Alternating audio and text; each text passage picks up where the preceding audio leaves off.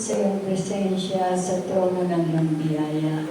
We welcome the Holy Spirit, the Spirit of wisdom, the Spirit of counsel and might, the Spirit of wisdom and knowledge and understanding of your will and purpose, the Spirit of intercession and the fear of the Lord is upon us. Salamat, Panginoon, sa iyong salita. Your word is powerful, your word is alive, at ito po'y gagabay sa aming mga buhay ayon sa iyong kalooban. We open our hearts and our spirit to receive every truth, revelation, new beginnings that you have prepared for us to receive for this day as we unite our hearts and our spirit together in welcoming your presence and your purposes and plans for every one of us. We pray your kingdom come sa aming mga buhay at sa aming kalagitnaan, and your will and purposes alone will be done as we unite our hearts and our spirit together. We pray that you will move mightily in the lives of every one of us. Father, we welcome the Holy Spirit mightily to move in everyone's lives, whatever our needs be at this time. We pray that you have already answered all our prayers. And Father, with thanksgiving, we are ascribing to thee alone all the glory and the honor and praise and thanksgiving. We pray all of these things in Jesus' precious name. Amen and amen. Magandang umaga po sa ating lahat. Magandang pagpapala. A blessed day to everyone. Amen. Ang ating pong pag-aaral ngayon ay kadugtong ng mga pinapaalala, tinuturo sa atin ng ating beloved pastor. Tandaan po natin, naunawaan po natin, na tayo po ay we are created. Sabi po sa Ephesians 2:10, we are His workmanship, created in Christ Jesus. Ibig po sabihin, yung dati nating natural na buhay, na namatay dahil sa kasalanan at binuhay ng Panginoong Ama, hindi na po yung natural natin mga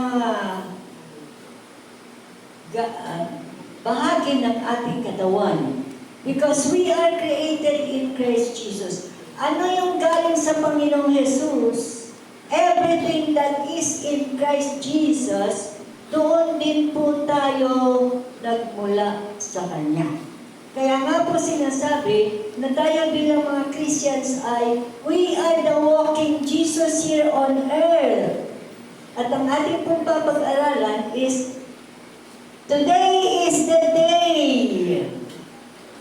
This is the time upang ang buhay ng Panginoong Yesus na siyang sumasa atin ay ating maipamuhay. Upang ang maraming tao na nasa ating kapaligiran na nawala ng pag-asa ay muling mabuhay sa pagitan ng buhay ng Panginoong Yesus na ating ikinabubuhay ngayon. We live with the life of the Lord Jesus Christ that God has created for us today. This is the time to live the life of Jesus here on earth sa pagitan ng ating buhay. Maliwanag po ba? At tayo po ay pag-aaralan natin ng masinsinan, unti-unti, na ating pagtitibayin ang ating kaunawaan tungkol dito. Yung po sa Ephesians 2:10, ang sabi po doon, tayo ginawa, we are created in Christ Jesus. Ibig sabihin, tayo po ay workmanship ng Ama, we are created in Christ Jesus unto good works. Tayo binigyan ng bagong buhay, bagong lahat galing sa Panginoong Yesus. Upang ito'y magamit natin na tayong kumilos ayon sa kalooban ng Diyos. We have to do good works na sa simula pa lang ay iniplano na ng Diyos Ama para sa atin. Meron tayong dapat gawin na sa pasimula pa lang ay inihanda na ng Panginoong Ama upang ating gawin. At sigurado naman na atin itong magagawa dahil pinagkaloob na ng Ama sa atin ang lahat ng dapat nating magamit upang matupad ang kanyang kalooban sa ating buhay. Because when we have Jesus, Jesus is everything. At wala na po tayong mahihiling pa. Because God has already equipped us to do the works that God has planned for us to do. Ephesians 4:24, that we put on the new man, which after God is created in righteousness and true holiness. So tayo po ay nilalang. We are created after God's righteousness and true holiness. Wala na po tayong mairereklamo sa Panginoong Ama na hindi natin pwedeng tuparin ang inuutos niya sa atin, gaano mang imposible sa ating paningin. Wala po tayong katuwiran because we are created by God in righteousness and true holiness. Alam po natin that when we walk in righteousness and holiness, everything in heaven and on earth are moving with us. Amen! Kasama po natin ang millions of angels moving in this world to manifest the miracles that God has prepared for us to do. Pasensya na kayo sa English ko, no? Kasi kami po ay halos araw-araw, oras-oras na nanalangin. At ang aming pong pananalangin, dahil worldwide po yung aming Zoom, it has to be in English. Kaya nasanay na po ako sa English. Okay, to make this life, itong buhay natin ito ay matupad ang kalooban ng Diyos at ang kanyang plano. Gawin po natin maliwanag sa ating kaisipan, sa ating puso, sa ating buong buhay, na tayo'y mamuhay ayon sa buhay na pinagkaloob sa atin ng Diyos. Tayo po'y mag-aaral unti-unti, letter by letter, word for word. At magiging maliwanag po sa atin ang mga plano ng Panginoon na pinagkakaloob sa atin na ating makakayanang matupad ito. Jeremiah chapter 1 verse 5. Ito po ay madalas ginagamit sa mga seminar upang i-challenge ang mga mananampalataya na maging masipag na manggagawa sa Panginoon. Ngayon po ating babaybayin natin ang every word na ating maririnig ngayon. Jeremiah 1:5 says, Before I formed you in the belly, I knew you. Before I formed thee in the belly, I knew you. Isa pong word na ating papag-aralan is before. Ating pong unawain ng ating Diyos is before everything, nandiyan na siya. And in everything and every hour and every minute, nandiyan siya. Di po ba? Before we do anything else, before we think of anything else, before Sabihin nga po natin, before. Marami pong nananalangin pagkatapos. Pero sabi po dito, ang susi is before. Ito pong pinag-aralan ko ay dumaan ako sa mahirap. Dumaan ako sa mahirap na pag-aaral. Bago ko maunawa nitong before. Isang araw po ay naisipan ko na hanapin ang aking bank account, bank book. Ang aking pong bank book ay may special na lalagyan. Nakalagay sa maleta ko na madali ko lang mabibitbit. At sinubukan ko po na hanapin. Kaya lang po, nagulat ako, wala doon yung bank book ko. Hinalugog ko na po lahat at paulit-ulit na hinanap. Hanggang ako po ay napagod at ako'y nagutom dahil 2:00 na pala ng tanghali, hindi pa ako nanananghali. At sumulan din na po ako sa kahahanap at sinabi ko sa aking sarili, anyway, pupunta na lang ako sa bangko at i-report ko na nawawala ang aking bank book. So medyo napanatag po ang aking kaisipan. Sabi ko, kakain na lang ako dahil nangihina na ako dahil sa pagod, sa pag-alala at sa gutom. Naganda po ako ng aking tanghalian at syempre, before ako kumain, ako po'y nanalangin. At doon po sa aking pananalangin para sa aking pagkain, isinama ko na yung pananalangin ko, Panginoon, nasa yung aking backbook, napagod na ako sa kahanap, hindi ko pa makita. Ibig sabihin, mali po ako. Kasi yung aking panalangin, pagkatapos ko nang mapagod sa kahanap, saka ko ipinanalangin. Ito po ang aking natutunan. That before anything, siyempre po, bago tayo kumain, talagang alam na natin na yung tayo nananalangin. At doon sa pananalangin ko sa pagkain, isinama ko na po yung pananalangin doon sa aking paghanap ng aking bank book. At dahil ako'y nanalangin, hallelujah, kahit tapos na ako mapagod at magutom, ipinakita po sa akin ng Panginoon kung saan naroroon yung aking bank book. Colored pa po. Colored pa po yung aking vision. Nandun pala sa isang pouch sa may salamin.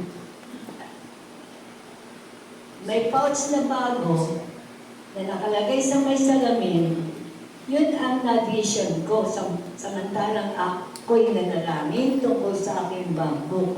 So bago po ako sumubo ng aking tanghalian, pinuntahan ko yung pouch na yun, yung kaheta. At totoo po, na nandun yung aking bank book. Nakahintay, naka-display lang pala, nasa loob ng pouch na naka-display doon sa may aking tukador. At nagsisi ako, ngayon ko naunawaan na everything, sa lahat ng ating iisipin, sa lahat ng ating gagawin, we have to pray first because God is teaching us before anything else, before anyone else, before any work that we have to do, before every step that we have to make, ay dapat natin specifically ipanalangin. Amen po ba? Amen. O, natutunan na po ba natin? I have learned this the hard way. Napagod na ako at nagutom na ako bago ko pinanalangin. Kaya, sabi ko po ito sa inyo ngayon, para huwag niyong uulitin. Nangyari na po ito sa akin at mali. Inaamin ko na mali ako. Next time, alam na natin. Alam ko na po anong dapat gawin.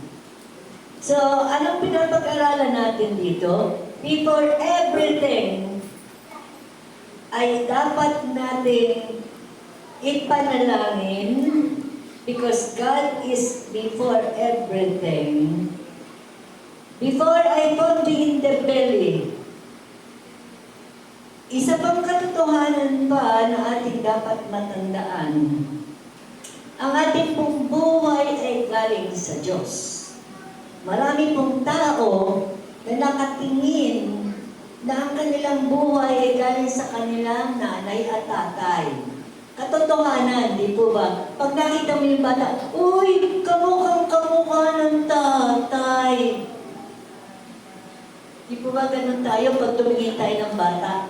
Iniaangkin natin yung bata doon sa tatay o sa nanay. But the truth is, ang Diyos ang lumalang sa atin at lahat ng panahon ng ating buhay, siya ang nagbigay buhay at lahat ay galing sa Kanya. Maganda po maunawaan na before everything or anyone or anything else, we have to think of God. Para gagabayan niya tayo. Ikalawa is, alam natin na ang buhay natin ay galing sa Kanya at kailan pa man hindi niya tayo pababayaan dahil galing sa Kanya ating buhay. Wala pong tatay na mag-iisip ng hindi mabuti sa kanyang anak in the natural life ng tao. How much more our God na siyang nagbigay buhay sa atin, hindi po niya tayo pababayaan. So, ito po'y ating iuugnay sa ano yung sinasabi ng Panginoon sa atin na dapat natin gawin in such a time. Nasasabi natin, ay, Panginoon, ang pakahirap naman yung pinagagawa mo sa akin. Ay, maghahanda ko na ako. At saka na lang. Di po ba may ganun tayong katuwiran? Ito sa ating pinag-aaralan ay nagpapahayag na bago ang lahat, bago tayo mag-isip ng ano pa mang katuwiran sa pinapagawa sa atin ng Panginoon, meron tayong pinanghahawakan na alam ng Panginoon ang lahat-lahat, kailangan lang ay ihakbang natin upang ang milagro na gusto niyang maganap sa mundo sa pamagitan natin ay tunay na maganap. Kung ito po ay ating mapag-aaralan at ating ipamumuhay, ang milagro po sa ating kapaligiran ay maririnig natin na nangyayari araw-araw. Huwag po natin uupuan ang pangako ng Diyos na lagi natin naririnig sa ating pastor. Amen tayo ng amen. Kaya lang, itinatago natin sa ating puso, oo. Pero ang susunod doon ay dapat gawin natin. Kasi sinasabi mo sa James, mabuti naman kung kayo nakikinig ng salita ng Diyos at nananampalataya. Pero kung hindi nyo ginagawa, dinadaya niyo lang ang inyong sarili. So ngayon po, samantalang pinag-aaralan natin, now is the time to live the kind of life that God has created for us in Christ Jesus. Maunawaan po natin itong buhay na ito, itong katawan na ito, na ating kinabubuhay ngayon, ay dahil sa Panginoong Yesus at sa pamagitan ng Panginoong Yesus at para sa Panginoong Yesus. Wala na po tayo. Ang atin na lang pwedeng i-decision is sumunod. Okay. Before I formed you in the belly, I knew you. Hallelujah. Everything. God knew everything. Ang ibang tao, hindi na nila iniisip ang Diyos. Akala nila sila'y nabubuhay na lamang para sa kanilang sarili. And God formed us in the belly of our mother and He knew us. Kilala niya tayo dahil siya ang naglalang sa atin ang buhay natin ay galing sa Kanya, hindi niya tayo kakalimutan. And the second word na ating pong pinapag-aralan is, I sanctify thee. I sanctify thee. Sa ating pong buhay na pinagkaloob ng Ama, tayo po'y pinaging banal na niya. Lalo't higit na ang buhay natin ngayon na galing, we are created in Christ Jesus. Yung pong kapuspusan ng Panginoong Jesus ay siya ngayong kinakabuhay natin. And sabi po doon, we are sanctified. Tayo po'y pinaging banal na.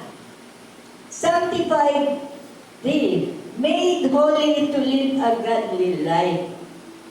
Tayo po'y pinaging banal na. Huwag na po tayo mag-isip, katulad po ng sinasabi sa Isaiah, that we have to forget the past. Gaano man po tayo nagkamali sa nagdaan nating mga buhay. Tayo po sa ating bagong buhay, mula sa Panginoong Jesus, dahil ito'y mula sa Panginoong Jesus, tayo po'y pinaging banal na. At ang mga kasalanan natin na nagawa sa nagdaan, ang pangako po ng Diyos, Hebrews 10. Okay, unawin muna natin ang Hebrews 10:10.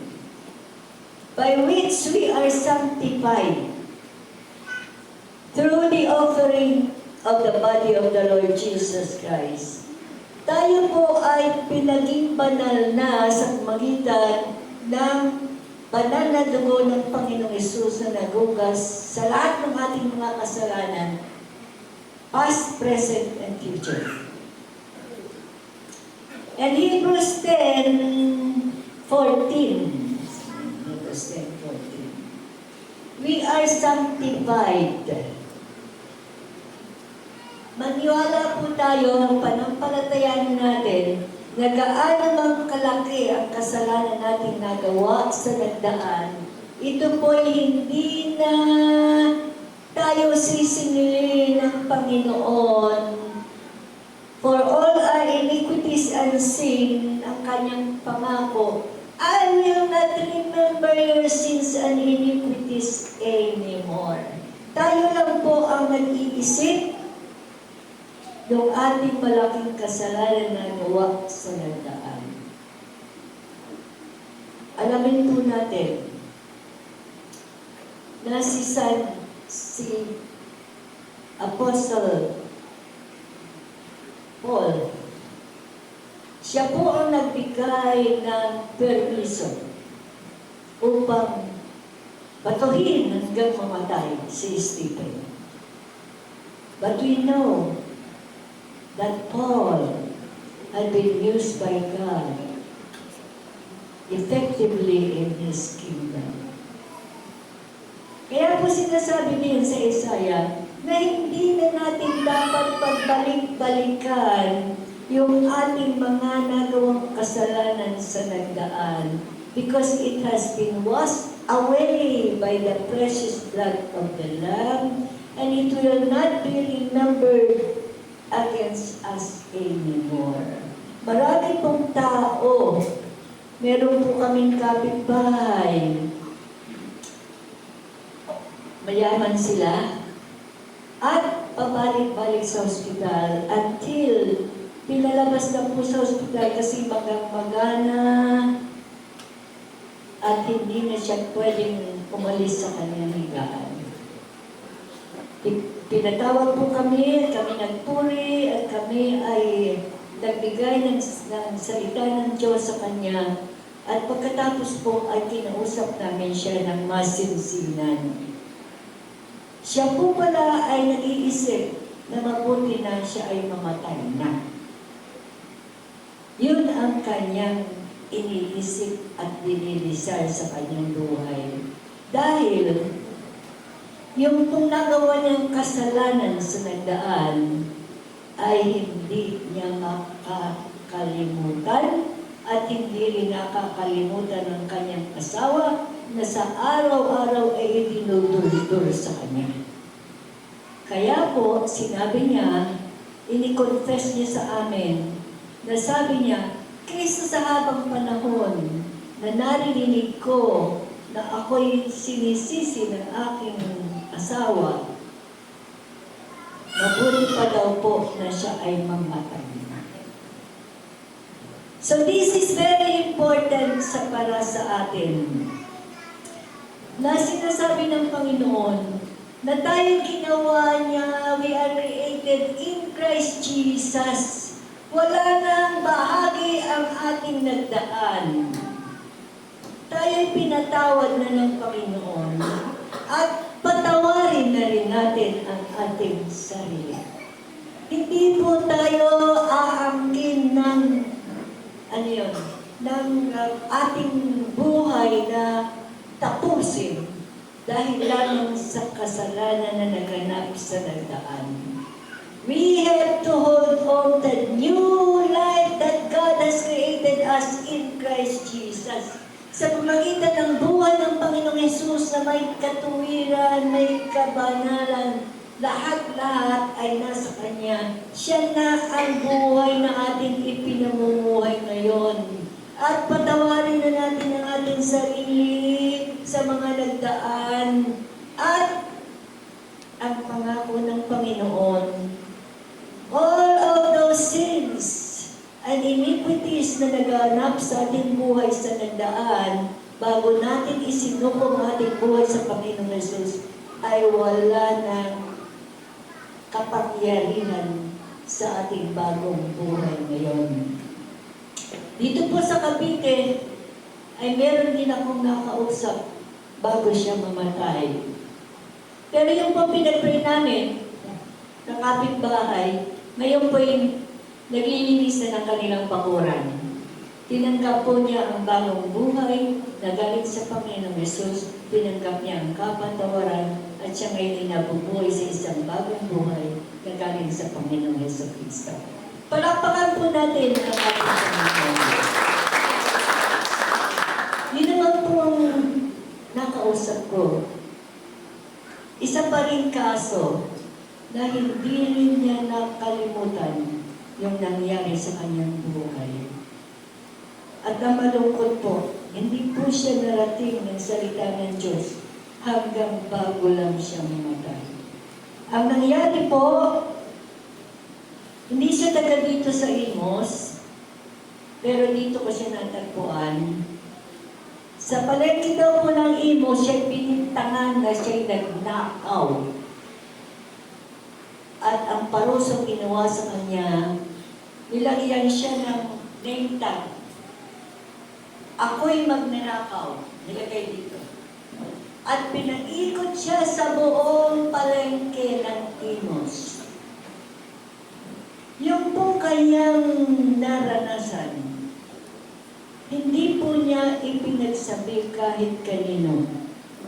Kanya na lang po itong kinimkim sa kanyang puso. At ito po ang naging dahilan ng kanyang karamdaman hanggang sa kanyang huling bininga ay naipahayag niya sa akin kung ano ang nangyari, na kung bakit mula nang nangyari yun, hindi niya sinabi kahit kanino bago na lang siya mamatay, bago niya ipinagtapat ang kanyang kinikimkim na kalungkutan at iniisip niya na siya'y wala ng kapatawaran. Ang masaya lamang po sa nangyari ay natanggap niya ang kapatawaran mula sa Panginoong Hesus at napatawad niya ang kanyang sarili. Marami pong tao sa ating kapaligiran na biktima ng kanilang nagdaang mga malungkot na karanasan o kasalanan. Kung mararating po natin sila sa pagitan ng salita ng Diyos, na ipinapangako ng Diyos na yung mga kasalanan natin nagawa sa nagdaan ay hindi na aalalahanin. Dahil tayo'y lumapit na at nagpasakop ang ating buhay sa kapangyarihan ng buhay ng Panginoon Hesus. Kaya po ito'y aking ipinapahayag dahil ito po ay maraming kasaysayan ang naganap na nagiging sanhi ng karamdaman at kamatayan dahil hindi nila alam na sila'y pinatawad na ng Panginoon kung ang kanilang buhay ay ihahandog sa Panginoon. Darating sa kanila ang kaligtasan at kagalingan at buhay na may kapayapaan na kaloob ng Ama sa bawat isa sa sumasampalataya at tumatawag sa pangalan ng Panginoon Hesus. So tayo po, we have been sanctified. We have made holy. We are created in Christ Jesus. Nilinis na po tayo ng banal na dugo ng Panginoon Hesus. Gaano man po kalaki ang nagawa nating kasalanan laban sa Diyos sa nandaan, ito po ay may kapatawaran. Ito po ang madalas, kailangan natin madala sa buhay ng maraming tao na ngayon ay nasa paghihirap. Yung po mga pulubi, dahil sa Iloilo po, ay suki ko napuntahan ng mga pulubi sa tabi ng simbahan ng Katoliko. At malungkot po ang kanilang mga kasaysayan. At dahil sa malungkot nilang kasaysayan sa buhay, nawalan na po sila ng pag-asa. At ang kanilang lamang pong kayang gawin ay maupo sa tabi ng kalsada at hintayin ang kanilang mga huling hininga ng kanilang buhay. Marami pong kasaysayan na ating maririnig sa ating kapaligiran na nangangailangan ng pag-ibig ng Panginoong Jesucristo na kanilang matanggap at malaman. Marami po dyan. At ito po ang gawin natin. Ipanalangin sa Panginoon na tayo'y dalhin sa mga tao na naroroon sa kawalang pag-asa. At ating dalhin ang magandang balita na bago pa sila pinaglihin ang kanilang mga magulang, ng kanilang ina, ang Panginoon, ang kanyang pag-ibig ay naroroon. Wala pong magandang balita na ating madadala sa mga taong naghihirap at maaaring naging sa pilit ng kamatayan, kundi ang pag-ibig ng Diyos sa kanila at ang kapatawaran ng lahat ng kasalanan na nagpapabigat sa kanilang buhay. Tayo pong lahat ay pinaging banal na sa magitan ng paghuhugas ng banal na dugo ng Panginoong Hesus. Sabihin nga po natin, sanctified! Sanctified! Pangatlo pong salita is, I have ordained. Kasama pa rin po ito sa Jeremiah 1:5. We have been sanctified by the precious blood of the Lamb, and we are ordained and have ordained it. Tayo po sa ating paglalang sa atin ng Panginoong Ama, tayo po'y itinalaga na, hinirang. Hallelujah. Wala pong pinabayaan. Tayo po ay itinalaga na ng Ama ano ang ating magiging buhay dito sa mundo. Unang Korinto 2:7. But we speak of the wisdom of God in a mystery, even the hidden wisdom which God ordained before the world unto His glory. Ang Panginoong Ama po has ordained everything for us. Itinalaga na tayo, hinirang na tayo, mula na tayo ipinaglihim. How much more today that we are in Christ Jesus, we have been ordained. Yun din po sinasabi sa 1 Timothy 2:7, wherein I am ordained a preacher and an apostle. I I speak the truth in Christ and lie not. A teacher to the Gentiles in faith and verity. We have been ordained. Tayo pong lahat ay ipinalaga na. Hinirang ng Diyos para sa mga gawain na inihanda na niya para sa atin dito sa mundo. Wala pong hindi binigyan ng pagtatalaga. Lahat po tayo ay itinalaga na ng Panginoon sa mga bagay na dapat natin tuparin dito sa lupa habang tayo nabubuhay. Wala pong hindi binigyan ng assignment dito sa lupa. So, huwag po natin hintayin. Ito nga pong ating pag-aaral, pinag-aaral. Now is the time. Sabihin nga po natin, now is the time. Now is the time. That I have to live my life for God. Baka po yung mga teenager dyan ay nag-iisip na, I am living for my boyfriend. O yun mga boyfriend is, I'm living for my girlfriend. Hindi po yan. We are ordained. Itinalaga tayo, hinirang tayo ng Panginoon sa pasimula pa lamang upang tuparin natin ang plano at kalooban ng Diyos kung bakit na tayo nilalang dito sa mundo. Kailangan po ay ipabuhay natin. Hindi lamang po tayo nagpapacheck ng attendance dito tuwing linggo. At tumatanggap tayo ng pagpapala and we say Amen. At tayo po'y nag-bless. Pag-uwi ng bahay, iba naman ang ating iniisip. Yung mga problema natin sa bahay o yung mga gawain sa bahay, hindi po yan matatapos. All that we have to do is to obey. Lahat po tayo ay may pinapagawa ang Panginoon. Maliit man o malaki, we have to do it for God's glory and honor. Kasi we have been ordained. Tayo binuhay ng Diyos Ama dito sa lupa upang tuparin natin ang Kanyang plano para sa bawat isa sa atin. Hindi po tayo nilalang upang kumain lang at matulog at mag-enjoy ng buhay. We have to do something for the glory of God. That is why we are here on earth. Ito po ang ating challenge sa ating buhay bilang mga Kristiyano. Bakit po ba nananatili ang kaguluhan?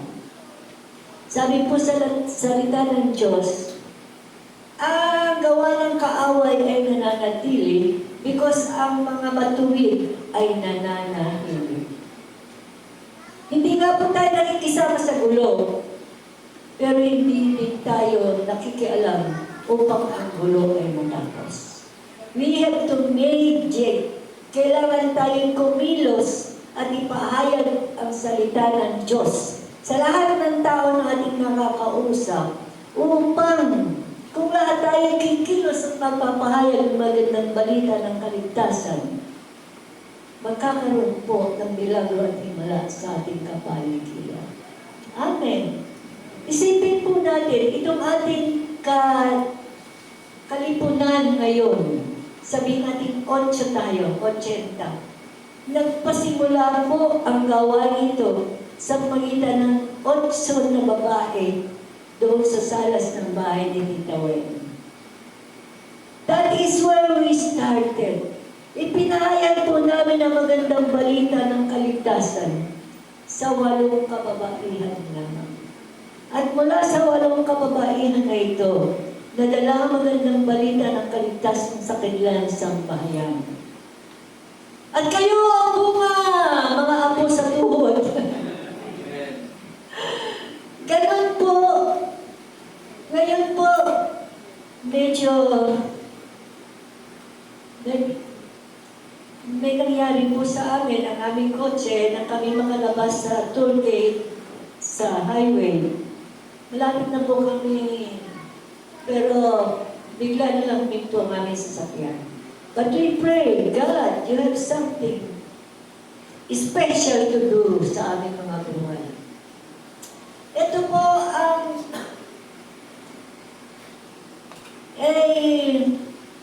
marami na po tayong produkto. Yung pong kilala natin, si Tita Winnie, si Tita Ori, kilala niya.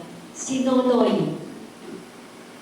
Ang brother-in-law po na yun, lahat ng ero na sa kanya. Huwag na natin sabihin ko yung mga ero na yun. Simulan natin sa lasinggero. At akala niya, sa kanyang patutuo ngayon, kahit siya sikat pa, sikat na siya. Sabi niya, akala niya sa kanyang buhay ay wala ng pag-asa. Akala niya hanggang Iloilo boy na lang siya.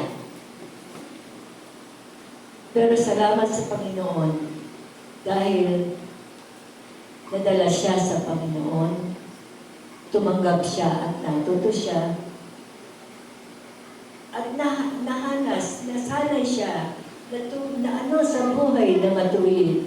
At ngayon po, siya ang leader ng malaking organization sa Iloilo. Kaya kung ma-attend ako sa kanilang meeting, hindi ako kilala ng mga taga ron. Sabi niya, ay nanay, pastor mo ba si Pastor Tony? Ako daw, pastor mo daw si Pastor Tony. Sabi ko, baliktarin mo. Konting panahon po at pakikipag-ugnayan sa ating kapwa-tao. Ang Panginoon po ay nakakikilos sa kanilang buhay na hindi natin inaasahan, pero kaya gawin ng Panginoon na sila'y maging magaling na tagasunod sa kaharian ng Diyos. Marami na po tayong naging produkto dito na nagtatagumpay sa pagkatawag sa kanilang Panginoon. Ito lang po ang ating tatandaan na before, bago tayo gumawa ng anumang bagay, alalahanin natin at ipanalangin natin sa Panginoon.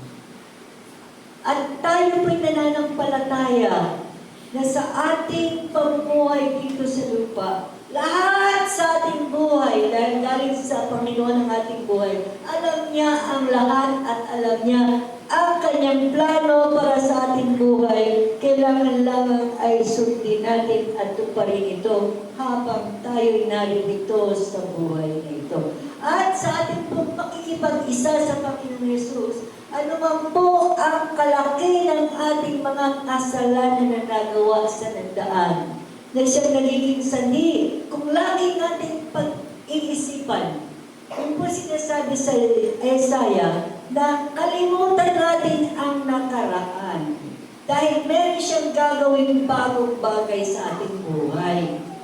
Karamihan po sa tao sa ating kapaligiran ay nakabilanggo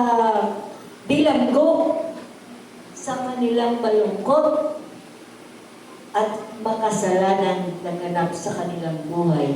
At yun po ang nag-aalipin sa kanila hanggang sila'y magupo ng karamdaman. But it will bring to them the good news that God is not thinking of whatever kasalanan or whatever yung nangyari sa kanilang buhay sa nagdaan. Meron pong pag-asa at kapangyarihang darating. Yung tunay na buhay na inanda ng Diyos sa buhay ngayon na ating kinakausap ay magaganap. We have been sanctified. Hindi na po tayo uusigin ng ating kasalanan na nagawa sa nagdaan kasi ang promise ng Panginoon, He will not remember our sins anymore. Tao lang po ang hindi nakakalimot ng mga kasalanan na nagawa ng ibang tao sa atin. O hindi natin mapatawad ang ating sarili dahil sa nagawa nating maling mga desisyon sa buhay. Pero lahat po ng araw is a day of new beginning. Hindi po nahuhuli ang Panginoon. kaya po niyang iligtas ang kahit pinaka-sinners sa ating kapaligiran. At ito po'y nagsisimula sa atin kung natutuhan natin ibigin ng mga tao na naroroon sa kaguluhan, sa pagkingking ng kanilang sama ng loob, o tuloy na pananatili na ang kanilang iniisip ay ang kanilang maling mga nagpasya sa nagdaan.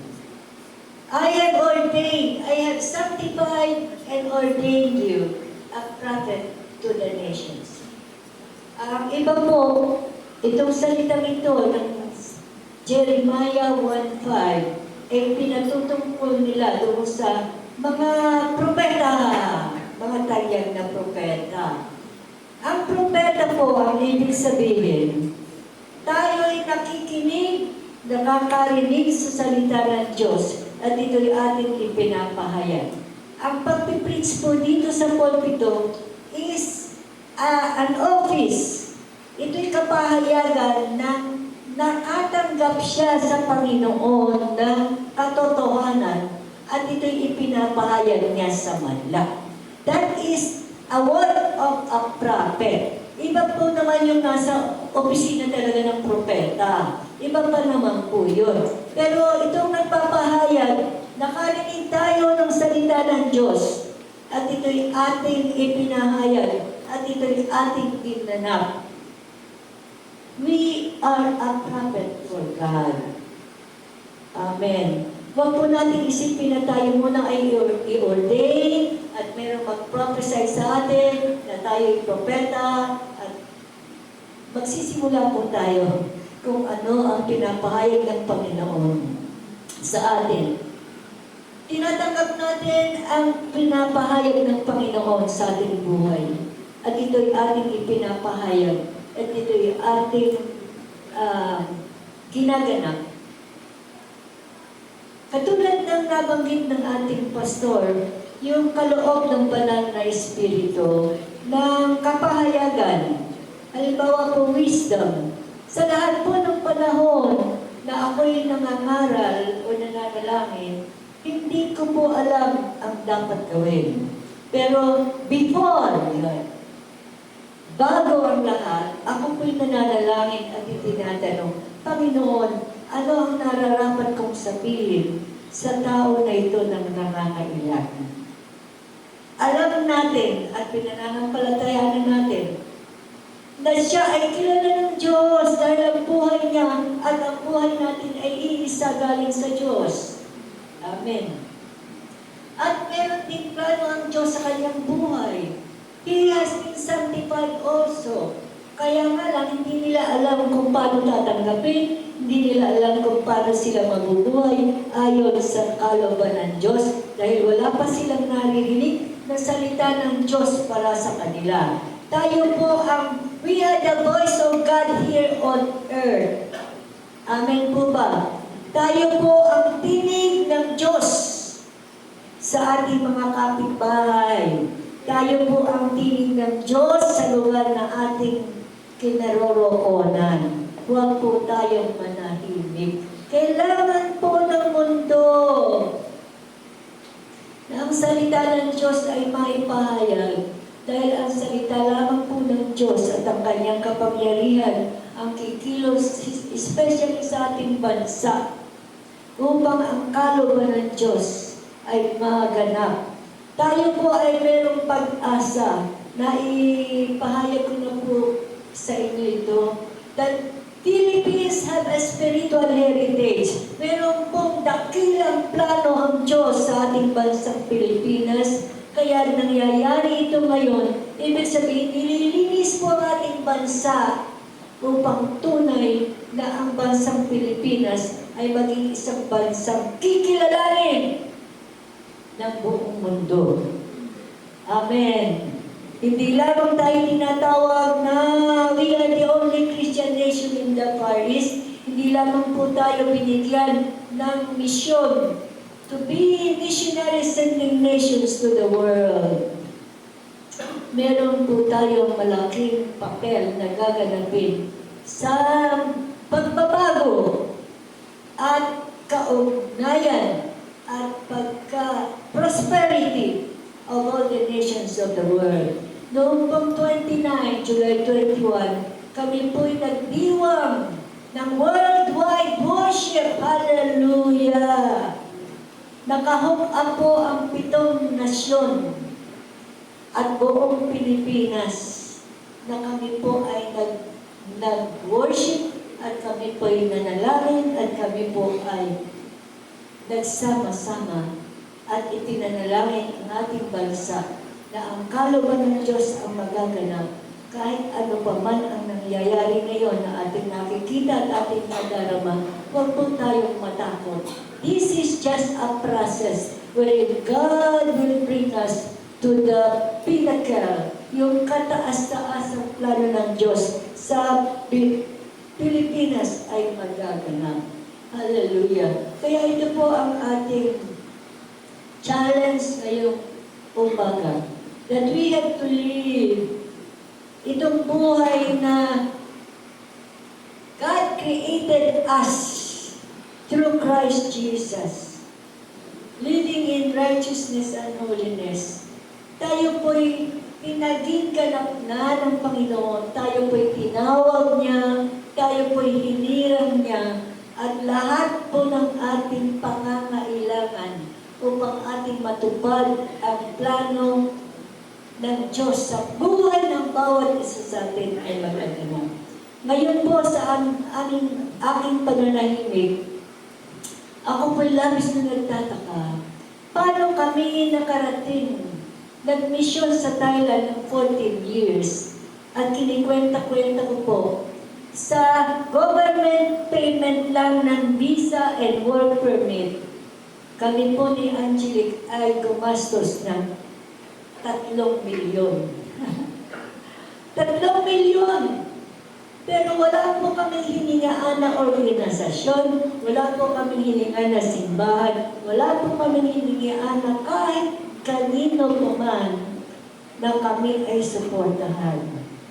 Nagpapahayag lamang na kung tayo ay inuutusan ng Diyos sa mga bagay gaano man ka-imposible, when we obey God, we can see the miracle. Yung po sinasabi sa Deuteronomy 28, that surely the blessing of God will overtake you. Ang pagpapala po ng Diyos, spirit, soul, body na kailangan natin financially, ay darating at susunod sa atin. Kailangan lamang po ay ikilos natin, ipamuhay natin, at dalhin natin ang katugunan mula sa salita ng Diyos para sa pangangailangan ng lahat ng tao sa ating kapaligiran. Kailangan po natin na kumilos. Tayo po bilang mga Kristiyano, tayo po ang pakikinggan ng Panginoon. At ang pagmamahal na ipinagkaloob niya sa atin is the same love that other people will receive when we share the love of God unto them. Tayo po'y manalangin. Panginoong Ama, salamat po. Binukas namin ang aming puso at tinanggap namin ang iyong pangako at salita para sa bawat isa sa amin. Panginoon, salamat po sa mga plano na ipinagkaloob mo na sa bawat isa sa amin. Dahil po sa katunayan, katotohanan na aming natanggap ngayon, na ikaw ay siyang nagpapasimula sa amin ang lahat ng bagay, maging ang buhay na ito ay galing sa iyo. At pinagtibay mo at binago mo. We are now created in Christ Jesus, living in holiness and righteousness for your glory and for your honor. And thank you, Father, for the truth that you will not remember our sins and iniquities anymore. At ito po ang magandang balita na aming ipapahayag sa maraming tao na gapi sa kanilang kalumbayan, gapi sa kanilang malungkot na karanasan, gapi ng mga kasalanan na kanilang nagawa sa tandaan nilang buhay. Make us an instrument. Gamitin mo nga po kami, Ama, na instrumento doon sa sa mga tao na wala na ng pag-asa, mga tao na nabubuhay na lamang sa kanilang malungkot na karanasan. Father, we pray life, and we pray that the light of the gospel of the Lord Jesus Christ will shine upon our nation and our group of people na aming nakakasalamuha araw-araw, na madala namin ang magandang balita ng kaligtasan, na sila'y pinili na ng Diyos, na sila'y hindi lang at pinaging banal sa magitan ng banal na dugo ng Panginoon Jesus na nabuhos sa krus sa Kalbaryo. Meron po kaming bagong buhay at buhay na may pagtatagumpay. Ito ang mensahe na aming ipadadala sa mga tao sa aming kapaligiran na naroon pa rin na lumamig sa kanilang kalungkutan. Make us an instrument, Father, of your grace and mercy to light those people that are in darkened world because of sin and shame and guilt. Make us an instrument of your grace and mercy, loving kindness for all people in the world. We pray in Jesus' name. God